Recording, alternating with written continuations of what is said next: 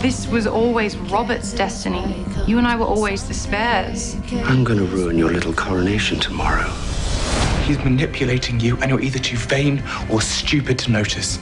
I want to be with you for the rest of time, and that's exactly what I intend to do. I'm a king. You bow.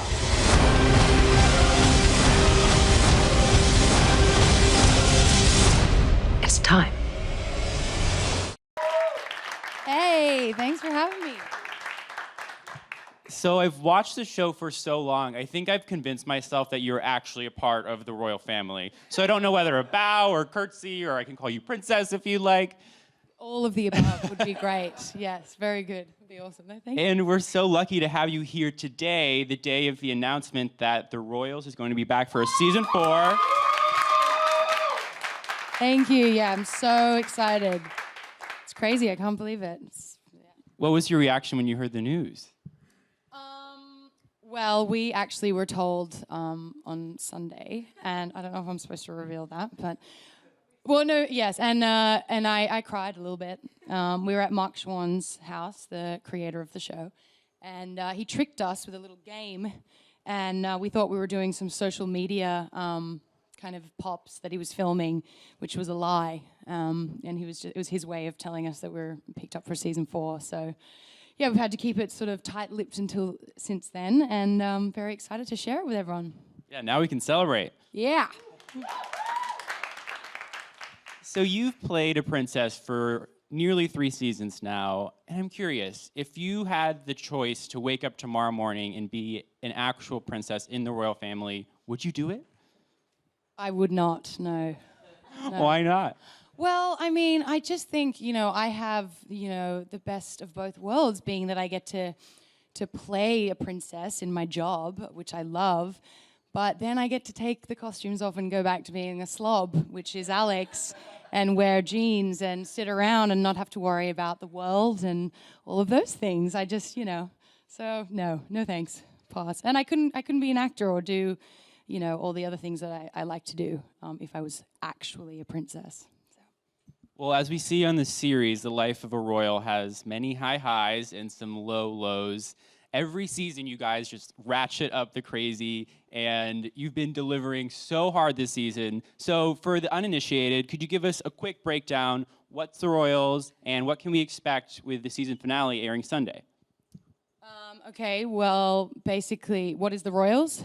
Like, you just little, like a little intro. nutshell. Who are you? What are we doing here? Okay, so the Royals is we're a fictional royal family based surrounding a corrupt monarchy with a lot of drama and scandal. But I guess the root of our show and what we make is a story about a family and people in, exceptional circumstances in a heightened reality. And that's what we make. That's what we love to make. That's what we hope you like to watch.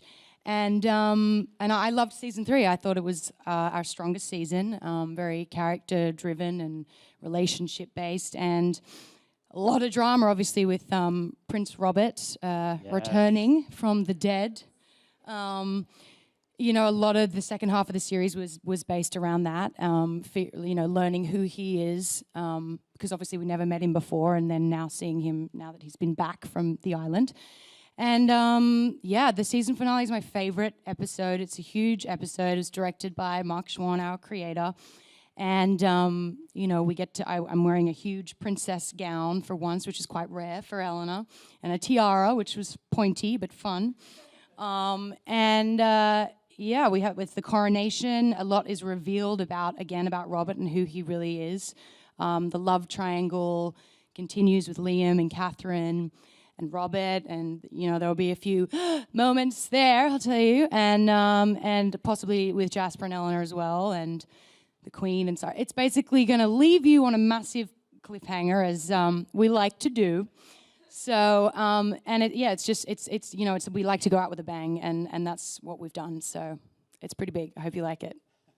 I think we can't wait. And you mentioned Mark Schwann, and I've been such a fan since One Tree Hill. So for those who don't know, he also created One Tree Hill, and I think this series has a lot of similar sensibilities. So for those not watching yet who love One Tree Hill, get on board, because this is so good. So has it been like working with him? It's been amazing. I mean, yeah, absolutely. You say you love One Tree Hill. I mean, Mark is a veteran. He absolutely knows what he's doing. That show ran for 9 seasons, and I think they did something like 23 episodes per season. And it was a huge success, for a lot of reasons. But Mark has a very clever and unique way of coming up with characters that, are addictive for our audience. Relationships that you want to follow. And I guess that's a gift that he has, and what he's done is kind of bring that to the Royals as well. So, yeah, Mark takes his shows and what he's doing incredibly seriously, and he's got a very personal relationship with like every department, and I mean like wardrobe and costume, they all have to run everything by Mark, be it like an eyeshadow color for me, or and that's when you've got a showrunner who loves his show and he's very protective of it, and I guess that's a credit to him and is reflective in his success. So we're incredibly lucky to have him. No, it absolutely shines through. Any chance we'd get some One Tree Hill stars on the Royals anytime soon? I know James Lafferty directed, right? Yes, James Lafferty. He directed two episodes last season, but I don't know whether or not he'll come on the show. Maybe you just never know who comes in to the Royals. We would love to have a One Tree Hill star. That'd be great. Long way to come to London. Yeah. So let's get into Eleanor's life. So last episode, we saw a real tense moment between her and Jasper. They've been through so much, a breakup, sex tape, blackmail, and, and more. And you list it.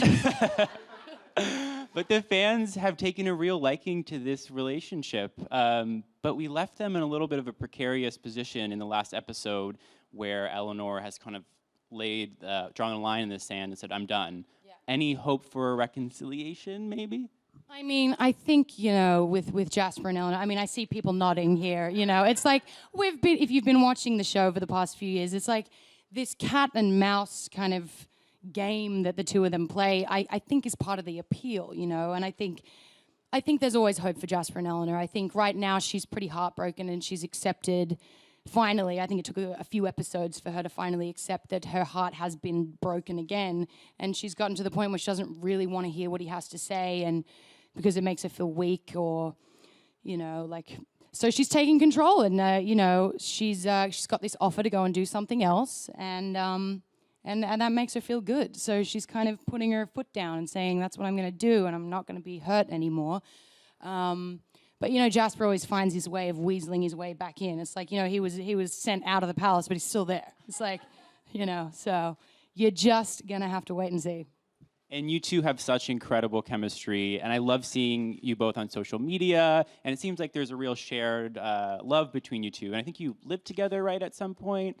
Yeah, thanks. Yeah, Tom is, we did for a little bit. I was like homeless in LA for a minute after season 2, and Tom was coming out to LA, so we had a place together for a few months, which was a lot of fun. But yeah, he's my best friend, and we just sort of clicked since the very beginning of the show, and yeah, I'm very grateful for Tom, and thank you for saying that about our chemistry, No, we just get along, and have to kind of if we have serious scenes, we take a little minute, go around the side, and just get into like serious mode, because we joke around a lot. So, yeah, don't look at me until we're doing the scene and things like that. So, I'm very grateful to have Tom. But I also feel like that connection exists for the rest of the cast. I feel like we're living in the best of times that Elizabeth Hurley is playing the Queen of England on TV. Like, I still have to pinch myself. That is the best thing I could imagine. So what is it like to act alongside her? You two have such great scenes together, and aside from the physical similarity, both of you can decimate someone with like a single word. Thank you. Yeah. Working with Elizabeth it's been a few years now, and it's never not going to be surreal to me, because you just kind of stop, and I'm like in the scene. I'm like, damn, I forget. I'm like, it's Elizabeth Hurley. Like, I watched Elizabeth Hurley growing up as a kid. I'm sure we all did, and it's just it's insane. She's so talented and funny and down to earth, and she drives the ship of this show, and she doesn't take herself too seriously, but she works incredibly hard, and she looks after us, and she's a lot of fun. Like, particularly, she's looked after me, being brand new into this world and coming into this show with her. She's been very, very generous in with her advice and her acting everything. She just gives, and yeah, she's the best. She's also hilarious. And so not like the mother we see on screen sometimes, because she can be really cutting with you, especially. Oh yeah, no, she can be, and I mean there are some scenes where she'll be really mean to Eleanor, and like we'll like do a take. She's like, "Baby girl, I'm sorry." Like still now, because it's like she can really turn on the mean, quite fiercely. So yeah, but she's not like that in real life at all. She's a teddy bear. And so we mentioned earlier the reveal that Robert is back, and the series pilot began with his death and sort of prompting you and Liam to be possibly next in line for the throne. So let's talk about how his return has really shaken up the series. Well, I mean, I guess Robert's return was kind of like the root of the whole of season 3, because it basically changed everything. Where we thought we were going as a family and as a monarchy is completely just like break and shift gear, because Robert's back, and he was the heir to the throne. And I mean, there's this massive like complex dynamic between Liam and Robert, which I guess will reach its peak at the finale. And I forgot the question. That's what I do. I just go on a tangent. I know, just how is it shaking up, and especially your character in the last episode had that testimonial about why he deserved to be king. Sorry, I get excited in my brain. I'm just like, well, I think Robert's return has shaken things up for Eleanor, because, Robert and Eleanor were very close. They were closer than Eleanor and Liam were, but we never saw them together. So we started at the beginning of the series, and Eleanor and Liam, created this bond over the death of their brother, and but then Robert comes back, and he's kind of this father figure in a way to Eleanor, and but then seeing the dynamic between her two brothers is tricky and creates sort of a separation between Liam and Eleanor. So it's really shaken things up for her, for sure, in a good way and a bad way, and that will be revealed in the finale. Yeah, there's something up with Robert. I don't know. I know Liam's investigating the island, and there's a helmet involved, but I think there's more to that story, and I don't fully trust him, because I have a dream that the end of the series will end with your coronation as queen. What? What? What? Yeah, that's not. Yeah. That's great. I agree, but sadly, I don't think that's going to happen this season. But we're going to do season 4, so you just never know, right? Yeah, there are some people in line before you, but Never mind about them. I always remember the pilot, and there's that great scene you share with your father. I think you're high eating the prime minister's pie or something, and he says that he sees a lot of himself in you. And I thought that created this dynamic that people always underestimate your character a little bit, and she's more fiercer and kind of this force of nature that you shouldn't, completely ignore. She's in there. Well, yeah, no, I agree, and I think me playing Eleanor, throughout the writing of the 3 seasons, we do see that growth in her. But I think, as well as what everyone else sees, it's kind of what she believes, and I think Eleanor, she had a really tough time getting along with her mother, and she was very lost in the beginning of this story that we're telling, and behaving badly and self-destructing and all those kind of nice, juicy things we like to watch. But I feel like now, she's having little drips and drabs of encouragement through her mother, who she's building a much stronger relationship with now, and getting the message from her father on the watch that he left her, and Robert returning back, and all these little moments that kind of mean the world to Eleanor, which kind of encourage her to steer away from doing drugs and feeling like she's useless. And I think that all leads to her decision to possibly leave and go and do something else. So yeah, it's a pretty wonderful character to play. It is, and I feel like we're a bit in the midst of a resurgence of interest in the royals, the family in general. The anniversary of Princess Diana's death is coming up, this whole Meghan Markle thing, the crown. What do you think is behind particularly the American culture's fascination with the royal family?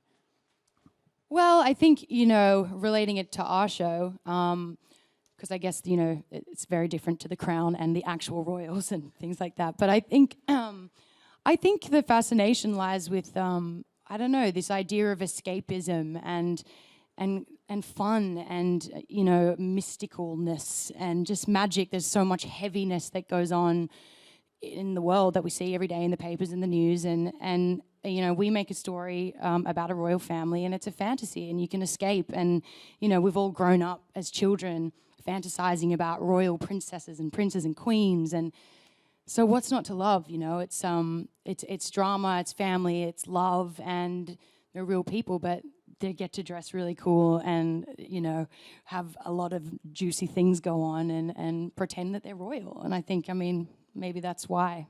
Escapism, I guess. Do we have any sense of how the actual royal family has reacted to the show? I know some of the cast has met members of the Yeah, William's met like all of them. A few. It's classic William. He's just, oh yeah, I met the Queen. This is no big deal. But I have not met any of them.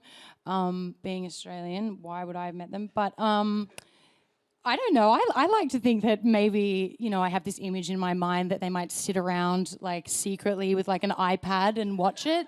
Like for fun. We're not making a mockery of anything. We're making good television and drama, and it's it's nice. It's fun. It's exciting, and like that's I'm sure they got a lot, larger things that they need to take care of. But that's my kind of imagination, that they might sit around secretly and like watch it on an iPad and like, no, I didn't watch. Why would I watch that?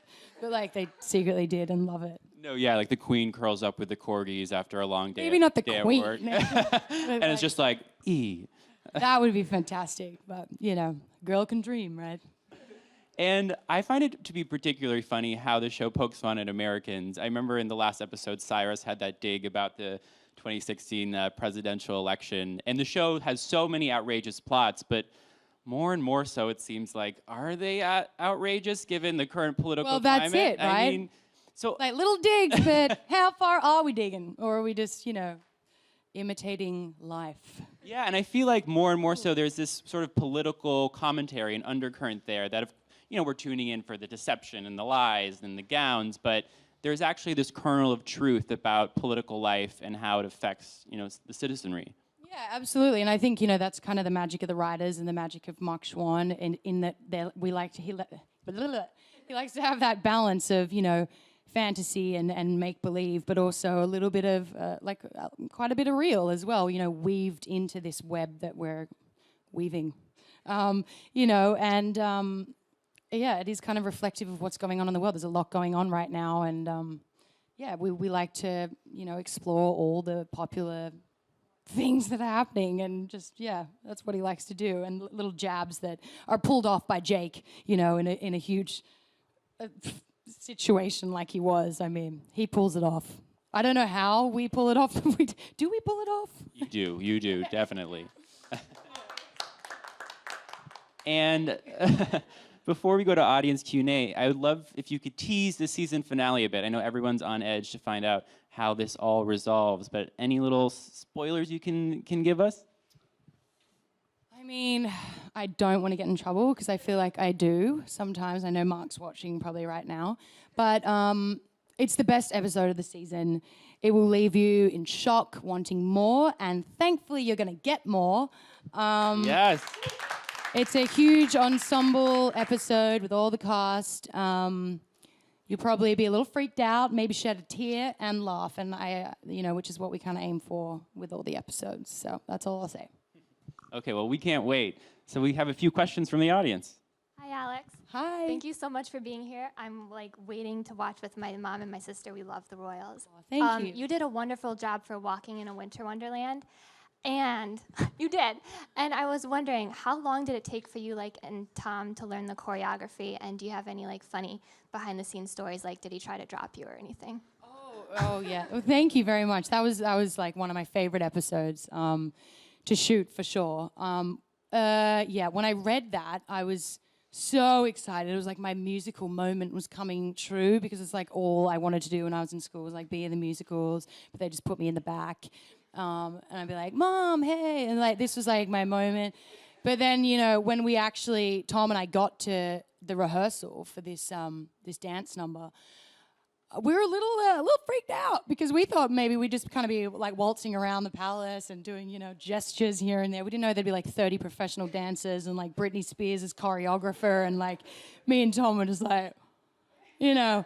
But it took about, I think we had maybe 2 or 3 half days to learn the whole sequence, and yeah, it was intense. We were very bruised, but it was so much fun. And to shoot the whole sequence, we had 1 day and a lot of people. It was very warm, but it was very fun chaos. Next question. Hey, Hi, Alex. This is Lily Callie, and I came out from DC to see you. I have a question from a lot of people who are wondering, like for you personally, that so many young women are looking up to you and are looking to Eleanor and are being inspired. Like, how is that making you feel compared to, I guess, before the show started and now that everybody is really getting inspired by everything you're doing? Oh, that's so sweet. I actually like nearly had a little tear here. I'm not even kidding. That's very kind. Thank you. I mean, that's like, you know, that was, I mean, people would ask me a question similar to that in the very beginning, and I would always say the same response, which is that that's the best thing about it, is to be able to, you know, bring this character to life, someone who I love so dearly, and to see that, you know, young women look up to her in a way that she's strong and she's powerful, she's who she is, she has flaws, she falls down, she makes a lot of mess, but she gets back up and tries again. On that path to figuring out who she is. I mean, to me, to be able to play that character is, I mean, that's just the best character you could ever play. And it means the world that, you know, maybe I'm delivering that to other people to see and, you know, just play that. Thank you so much. Hi, how are you? Hi. Hi. I was wondering, when you were initially working on your character, did any other, like, models inspire you, like any of the other, like any royals or any fictional characters? Yeah, not really. I guess, I mean, I'd have to say that Ellen is kind of like a standalone girl, standalone character, and I guess, you know, my inspiration for her in the beginning kind of just came from like a combination of, you know, wonderfully complicated women that I've met in my life, and, you know, that I've seen and have witnessed and learned things from. You know, she's just created from things that I've come across and writing as well. But no one in particular, no direct sort of inspiration there. One more? Hello. So we met Sarah Alice this season, and we are absolutely in love with her, almost as in love with you. So Well done on the almost. Almost. She always tries to steal my thunder. It's heavy. Over or under. So, without pulling a William, is Sarah Alice going to save the day? Pulling a William, I love that. That's caught I know, on. we have a yeah. new phrase. Hashtag. Is she going to save the day? Ha! Clever question. One that I can't really answer, but I think we all want her to. I mean, Miley Locke, who plays Sarah Alice, is just absolutely magical. I mean, she's so talented and she brings this energy to the set. She's so smart, and I mean, she knows all of our lines as well as her own, and yeah, she may save the day. I feel like she may. Yeah, she's fantastic to have. I can't give it away, but we're very, very grateful to have. But you only got a couple of days, you know. You see, we're very, very lucky to have Miley. She's adorable. Well, before we let you go, can you remind everyone where they can find that answer and catch the Royals? Yes, so you can find all your answers and catch the season finale of season 3 of The Royals this Sunday on E! 10/9 Central? Yes. I mean, you know, depending on where you are, just look it up. It's this Sunday, though. You got to tune in. It's my favorite episode. I'm very proud to be a part of it, and thank you all. I hope you like it. Thanks so much for coming. Let's give it up.